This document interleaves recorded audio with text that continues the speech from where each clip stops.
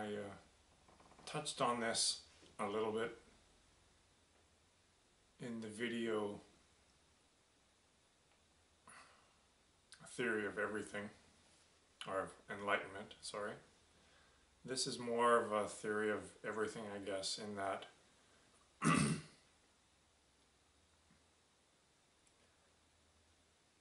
going to try to explain everything.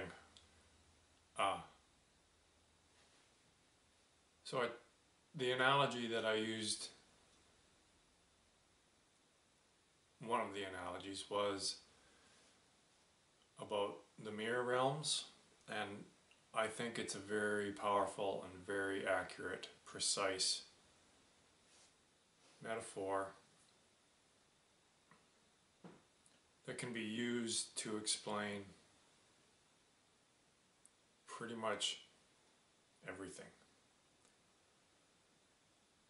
So, again, where does one start? I'll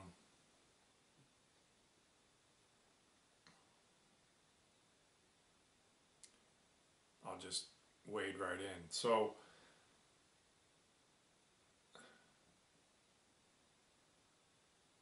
the fundamental cause of all suffering is the misinterpretation of what's real. Buddha started perhaps with the statement that the root of all suffering is desire, but I'm taking it one step back and really inquiring about where the desire comes from. Why is there even desire?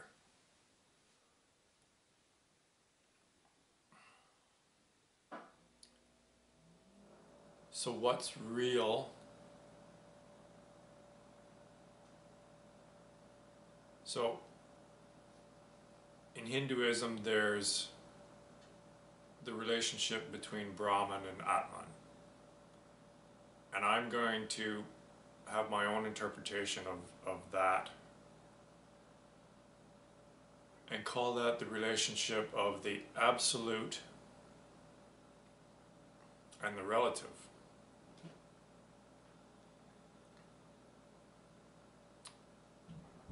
So if Brahman is the absolute, then Atman is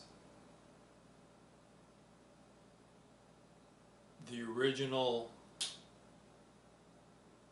state of relative existence. So when I say the original state of relative existence,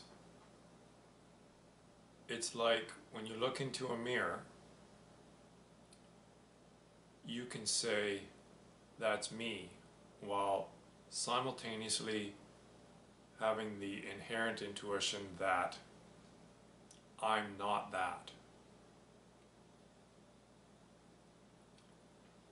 So you know that when you look into a mirror, the mirror is a representation of your body. So what's a good definition, I think, of what's real is that which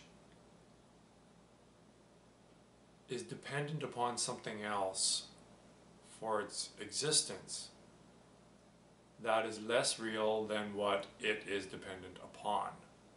So when you look into a mirror, the reflection is obviously dependent upon that which is looking into the mirror, whereas that which is looking into the mirror is not dependent upon the mirror image. So in that respect, the body, that which is looking into the mirror, is more real than the mirror image.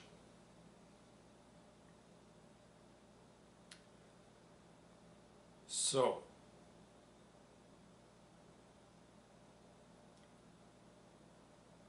the case of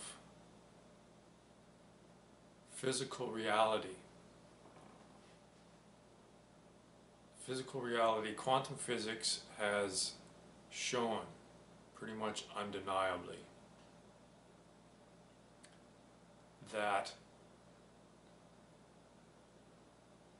the physical realm is not ultimate reality. That is, it is dependent upon consciousness.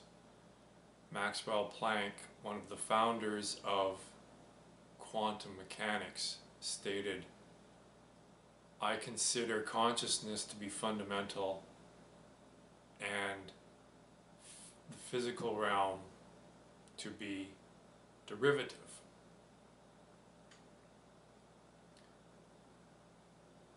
So what quantum mechanics has found is that when there is no consciousness interacting or present,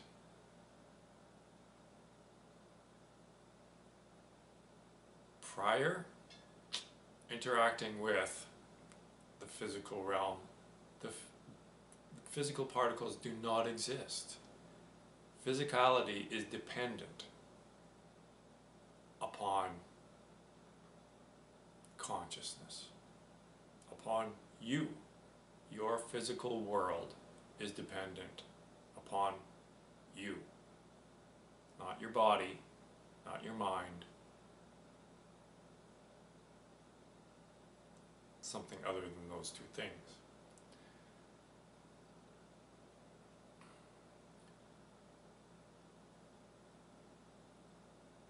So if you really understand this,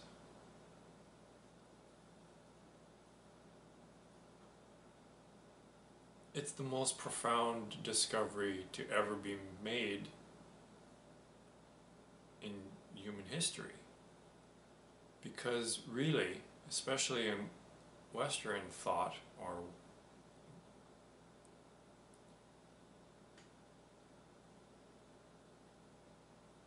Western systems of thought, are heavily biased towards materialism. That is, we really believe our consciousness is really convinced that the physical realm is fundamental, that this is reality. But it's not.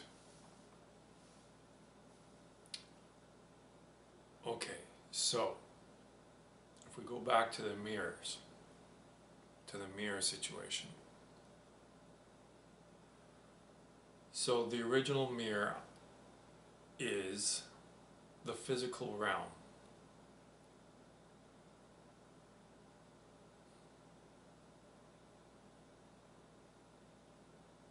In a sense,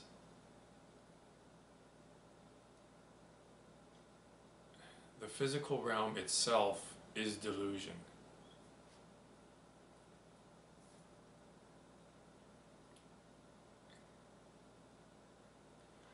Consciousness that has focused so much on the Atman has fallen into the delusion that it actually is the mirror image. So if you look at any type of organism,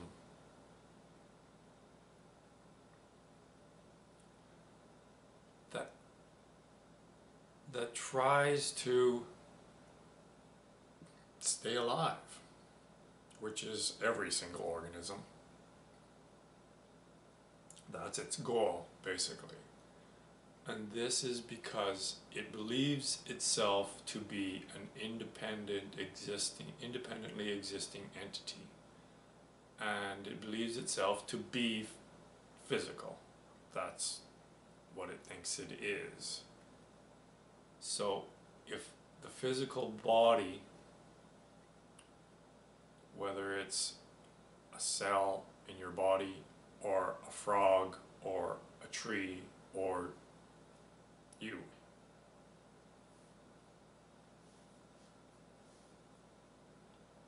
if you think that that's what you are, and then you'll try to preserve that from going away. Now the reason the reason why you try to preserve that from going away is because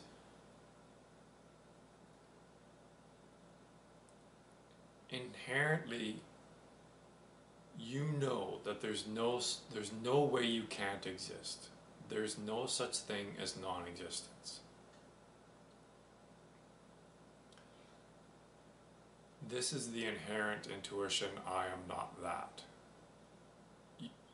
You are always the absolute. The absolute always knows that it exists whether the mirror image is there or not. But the part of that that's, now you have to use relative terms to explain this.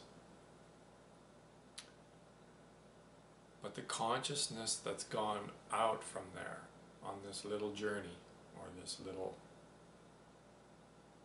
play date of pretend, let's pretend. It has, and this is in the infinite potentiality of timelessness. 13.7 billion years is a blink, right? So it's temporarily gone out and is so focused on its own image in the mirror that it's temporarily, part of it has temporarily forgotten of the absolute. So I say forgotten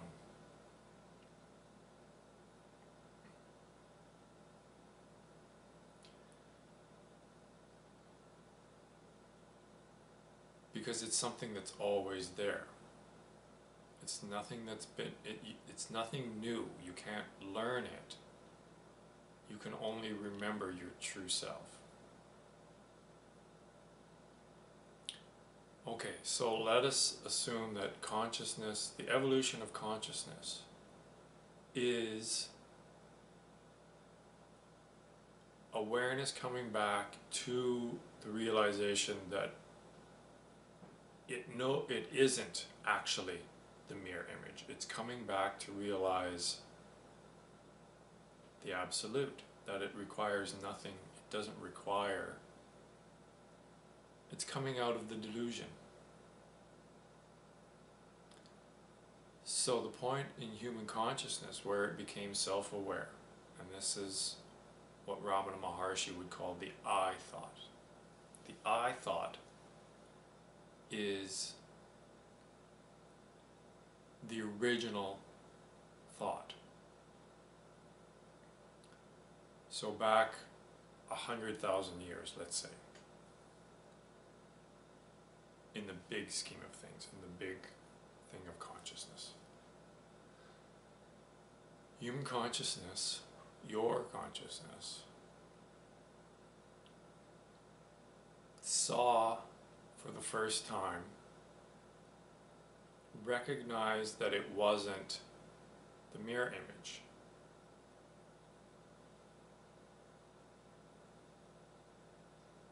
It recognized that it was Brahman.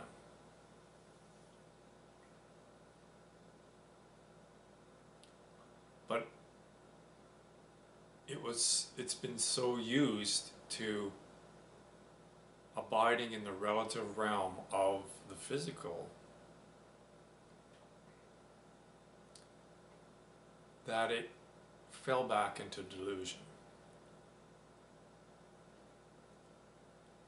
But that knowingness of I am not that is inherent within each and every human being.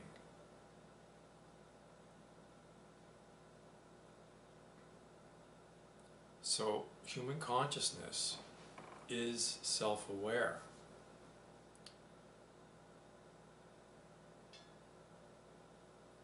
But that which is still holding on to the relative existence, I know I exist through my looking into the mirror, through my senses.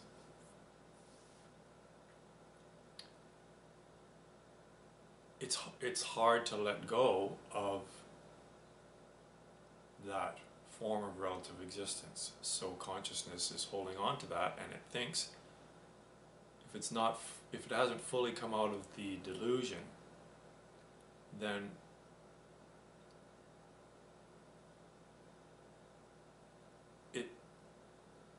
it knows that it doesn't exist in and of itself, but not yet recognizing that which is directly looking into the mirror. It wants to try to find the source of the I, of the self-awareness, in the physical realm. It believes that the source of the I is physical, but it's not. So, feeling the inherent intuition that it does not exist in and of itself, just like a mirror image does not exist in and of itself. That consciousness which identifies itself as physical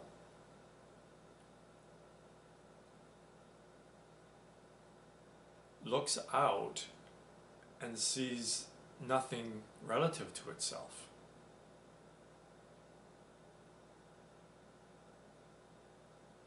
Because it believes so strongly that this is ultimate reality.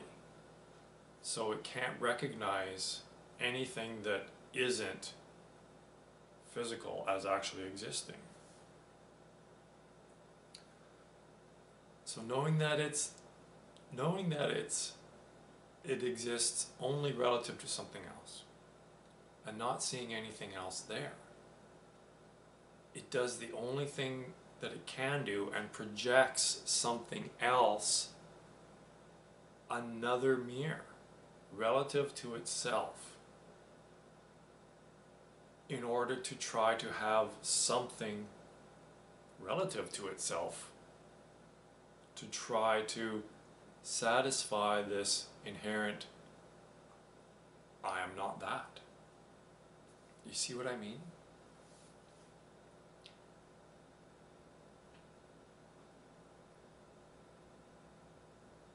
So that's what thought is. That's what symbol is. The thought, the I thought. It's not even a thought. It's that feeling of self-awareness that doesn't recognize it to be non-physical, to be that which is looking through your eyes. It's completely self-evident. But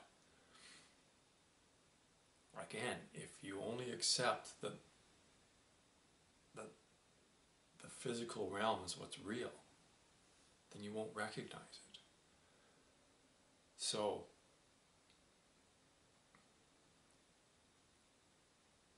when it creates a second mirror, and it has something relative to itself now,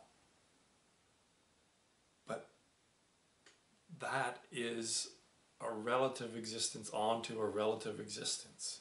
So like I said, it's a mirror facing a mirror, and all of a sudden there are infinite realities created with that situation. And consciousness,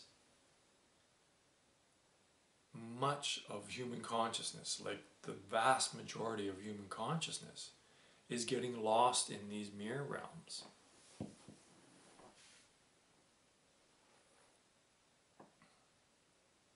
It's completely evident in the way that we're addicted to screens. So going back to that point where we became self-aware, but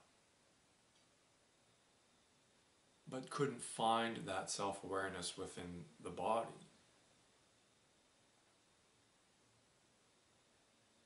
Within physical reality. When that got bounced back, if you will, from the other mirror of thought, in the original mirror of the physical realm, that reflection bouncing back is the creation of symbol. Symbol is a physical entity, isn't it? It's a physical form that's representing that thought realm. So when that, like it, can you see it? Like it's not real. It can't exist in and of itself. So it just bounces back into this realm as symbol. And that's basically probably what the Bible is talking about, the fall from Eden and all that stuff. It's the original virus. So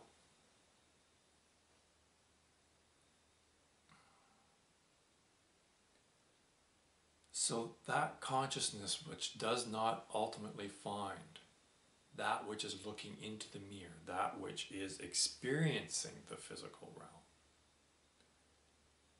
and is relying upon, because all human consciousness has this self-awareness. It knows it exists in and of itself, but it's still hung up on, I am actually this. So it needs something relative. So that consciousness will require more and more thoughts as a relative form of existence to try to keep this illusion built upon an illusion, to try to keep it, to try to make it real, to try to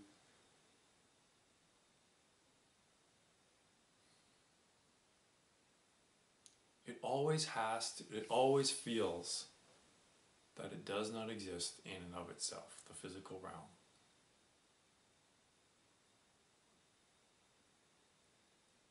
So until you find that which is experiencing the senses, and you rely upon the thought realm as something relative to your body, in order for you to exist, then you will continually need more and more and more and more and more. But it's all empty, it's all illusion, it's all just an image of an image of an image of an image. And that's how the normal, everyday human consciousness has 50,000 thoughts a day. And that's why so many jobs now are just shifting information. So you see this symbol on your computer screen and it bounces here, and then you do something else and it just, but where are you in that? See, it's all manufactured and none of it is real, so none of it can ever fully satisfy. And that's why that is the source of our addiction to everything that mind has created. It's created, whatever mind has created is just an attempt to keep this, is it a Ponzi scheme? To keep it alive, but it will crash, and it's gonna crash in a big way, in a physical way, pretty soon here. So,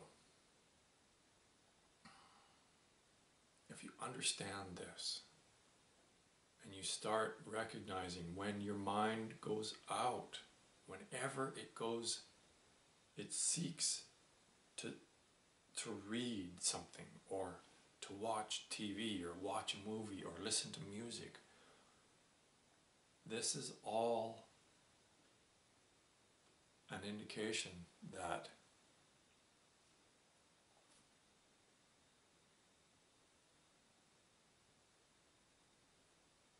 don't go that way. That's empty. It's not going to work. investigates this.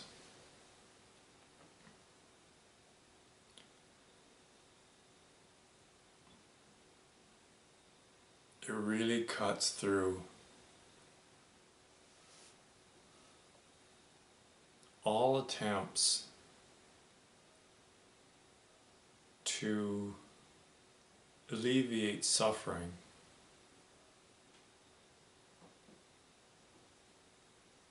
through the conventional ways.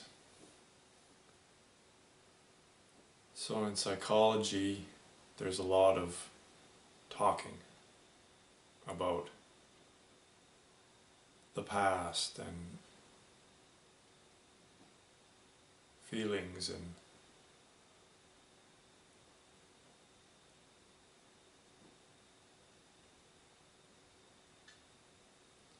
but if it's seen that everything that mind creates, every single thought, is just some fleeting dot in which to base your relative form of existence upon, then you'll see how futile it all is, how it won't work, because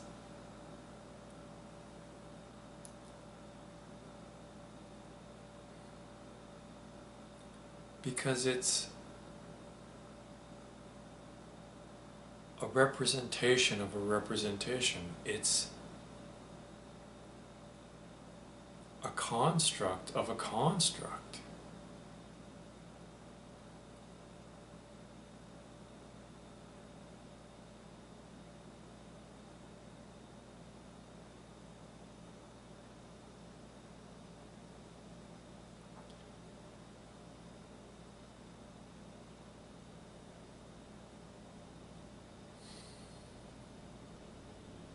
It's so absolutely clear to me, and I wish I could show you with my eyes what I see.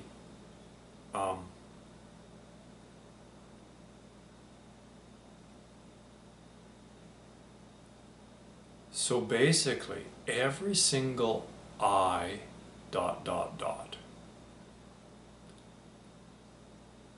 thought that's acted upon is a karmic action.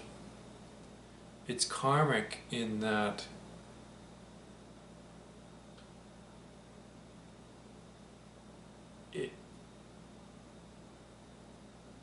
it's an action based on an illusion, and it won't lead to anything but suffering.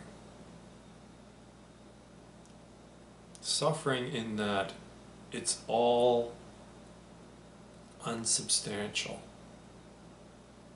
Nothing will ever satisfy until you find that which is looking into the mirror, that which is thinking, that which is sensing.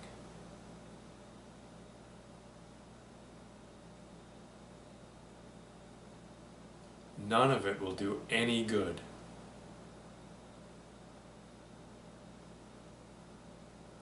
It's all empty and unsubstantial, and will lead to nothing but a greater thirst to find reality and to find out who you really are. So this has enormous consequences for spiritual practice as well.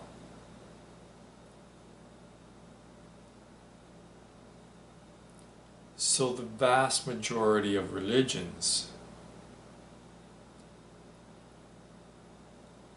the vast majority of people who are following religions,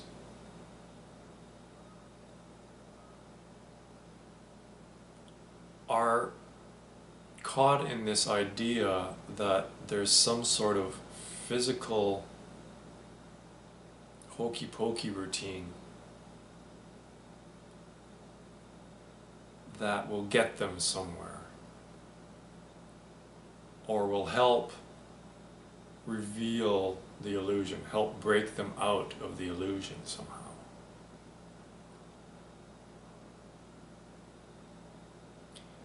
And even meditation and zazen and whatever it is,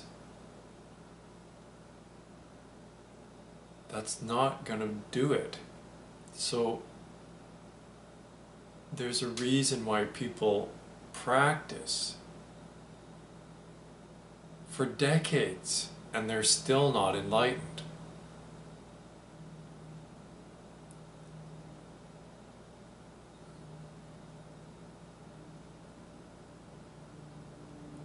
It's because they haven't found self/reality yet.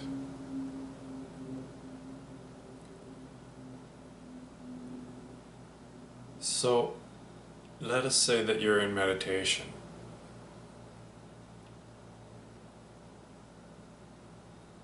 Or you're doing any type of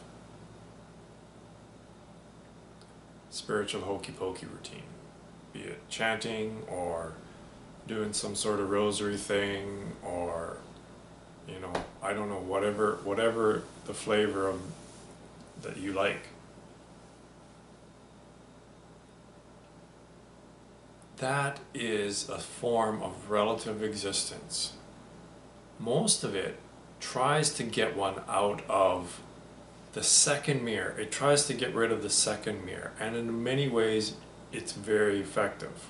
Those types of spiritual practice that turn focus away from thought onto something physical, be it a sound, be it your sensations of your body, be it just this physical realm. That's great for taking away the second mirror. And that's the realm of the Atman, if you will. But it's still a form of relative existence. This is imperative that you understand this. This is not reality. So if you focus on something, if your focus is primarily on a sense rather than a thought, that's more stable. It's a more stable form of relative existence, but it's still not reality. So this is how a practice can be effective in taking away the second mirror and having that stability of just a natural state, if you will, back to the original level of delusion that individual entities, physical entities that believe that that's what they are, getting back to that state. And that's, you know what, that's fine. That's not so bad. Animals, they have far less problems, fixations, than humans do. So, but if you stay at that level, if you just keep thinking that repeating this mantra or focusing, doing yoga and focusing on your sensations, or any type of focus on a physical sense, if your awareness is out onto that, you'll never become enlightened, because it's not fundamental reality yet. So it requires, if you will, another step back of awareness, of not looking into the mirror, but being constantly focused on that which is looking into the mirror. So when it doesn't matter how you sit, it doesn't matter what you're doing, put that awareness on that which is shifting the awareness. So let's say that you're sitting in meditation. This is strictly you're meditating. It's not only about not having any thoughts, it's about not even being. So shift your awareness onto that which is shifting the awareness. And if you do that, you'll notice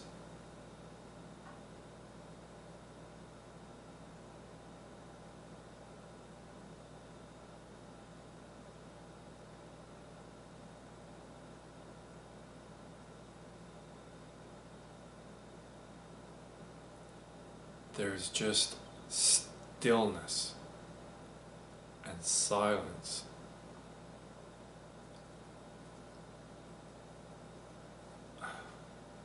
Not underneath, kind of underneath the sense realm and the thought realm.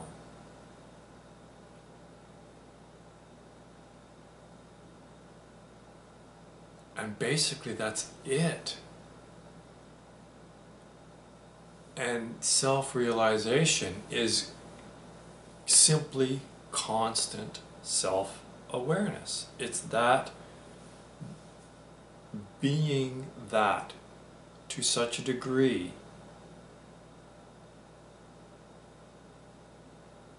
that no longer do separately existing physical objects do not arise in your awareness anymore. It's just one thing. It's just one thing. And you might think, well, how do I get on in the world? How do I keep from walking into traffic and doing all this? But with your, it just happens. It just happens. If something jumps out at you, if a tiger attacks you, you'll know what to do. Obviously, tigers aren't going to attack you or anything, but you'll know what to do when the time comes. It's not like you're completely oblivious to what's going on. It's just that your focus isn't primarily on thought or the physical realm.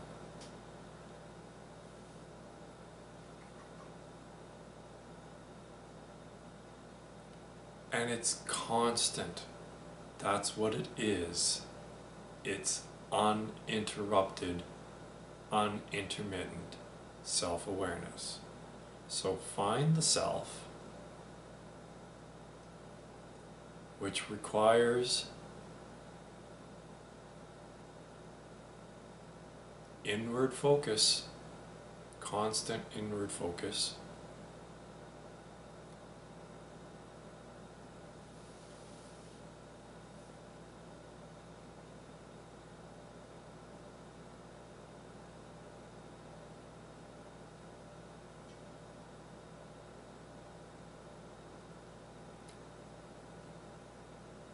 And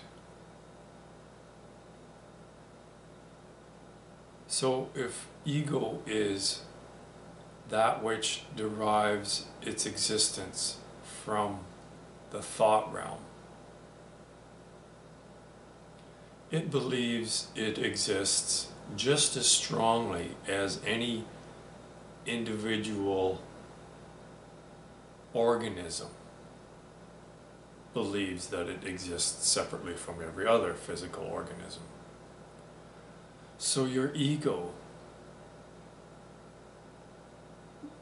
exists relative to your thoughts.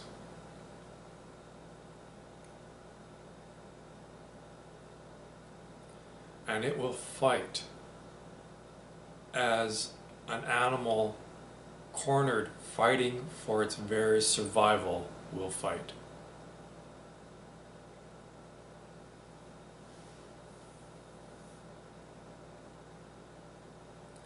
But you cannot kill the mind. You have to starve it. So, sitting in Zazen for 3 hours straight through the pain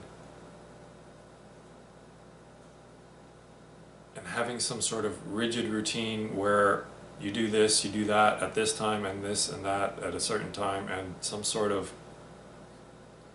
formula to try to kill the mind, it won't work. All it requires is bringing awareness away, but it's constant. So you cannot just...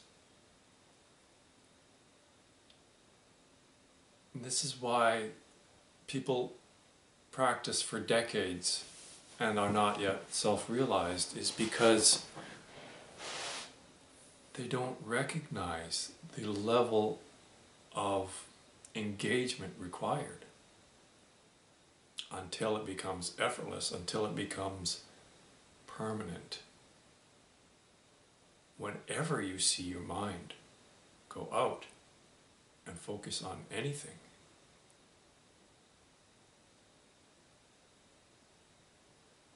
when you lose contact of the silence and the stillness,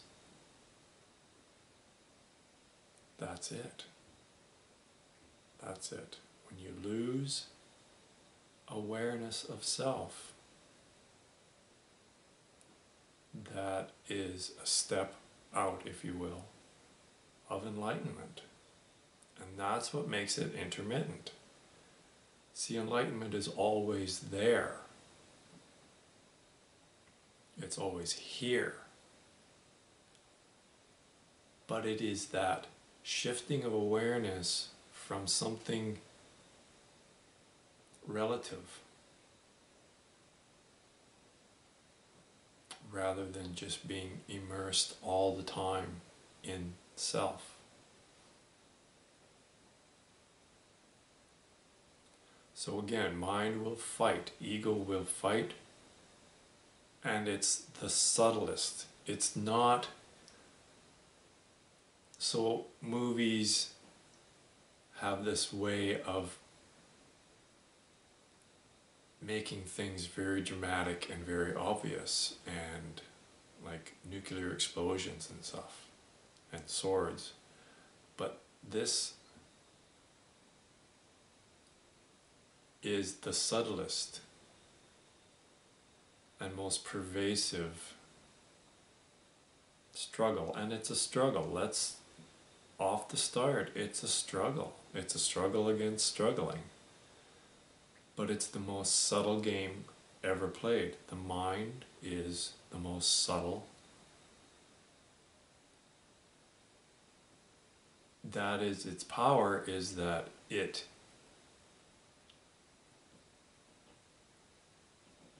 works in such a subtle way as to not be detected. And then all of a sudden you're lost in the illusion again, and you don't even recognize how it happened. So this is where the practice of constant awareness comes in. If you're so aware of self that you notice every single thought that pops up, then that awareness will burn that thought away, and you'll be grounded in reality rather than acting upon the illusion of an I thought.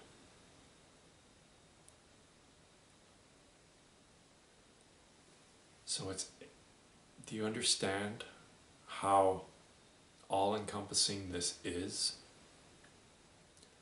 Every single I thought that you act upon is a karmic action. Mind will say, no, he's being extreme, he's being alarmist or whatever. But it is true.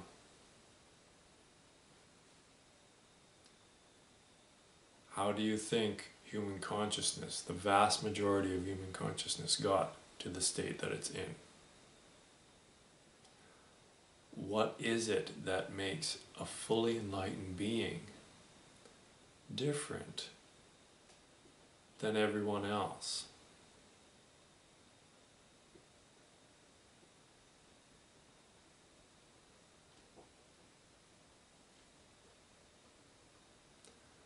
So it probably will require a lot of letting go, because your identity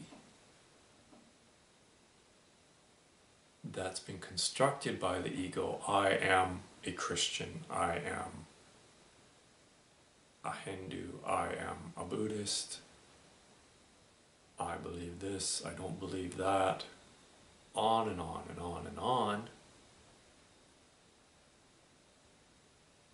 Well, that's ego, and it will fight against that. It won't want to hear that it's not real. And it will fight against its own death, which is understandable.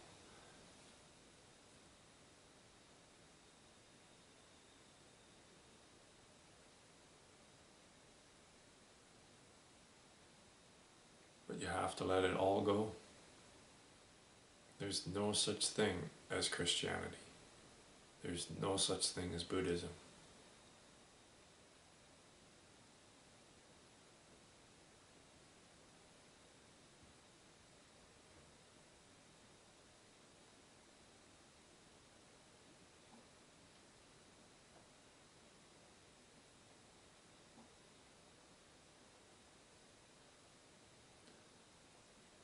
There may be fear and resistance,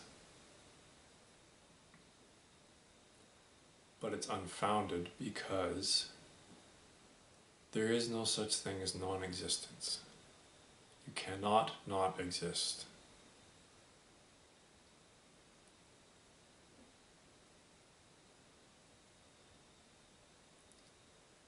So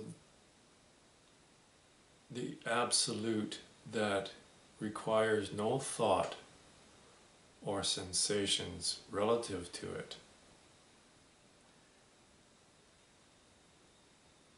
from the perspective of the relative, which is the ego and or the body,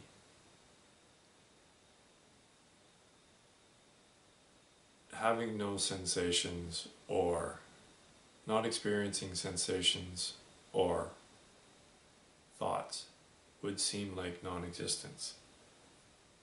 And it's scary, but it's not non-existence. It's life. It's that which animates everything. It turns out to be just complete contentment and bliss.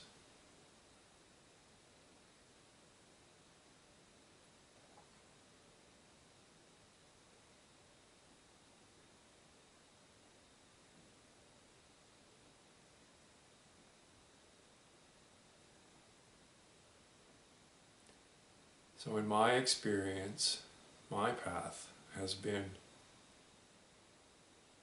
a lot of time by myself, just watching my own mind and watching the restlessness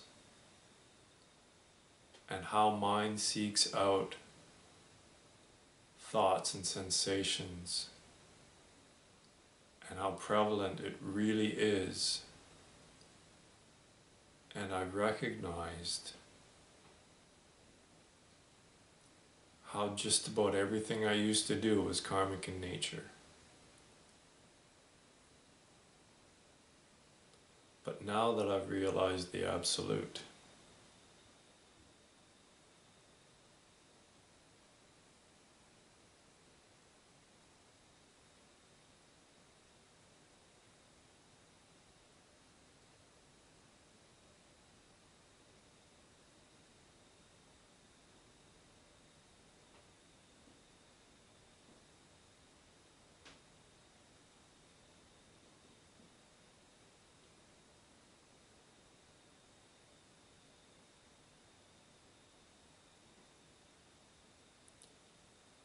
so I highly encourage you to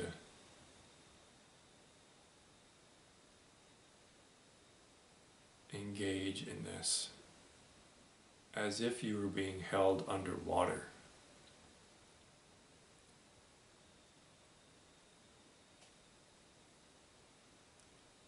Every single waking moment, when you notice that your awareness is out onto even something beautiful, that you know, once you realize what the self is, you'll notice when you're away from it. And there will be nothing, everything will be seen as unsubstantial. Every thought, every experience will be seen in its inherent emptiness. And there will be no more desire for experience.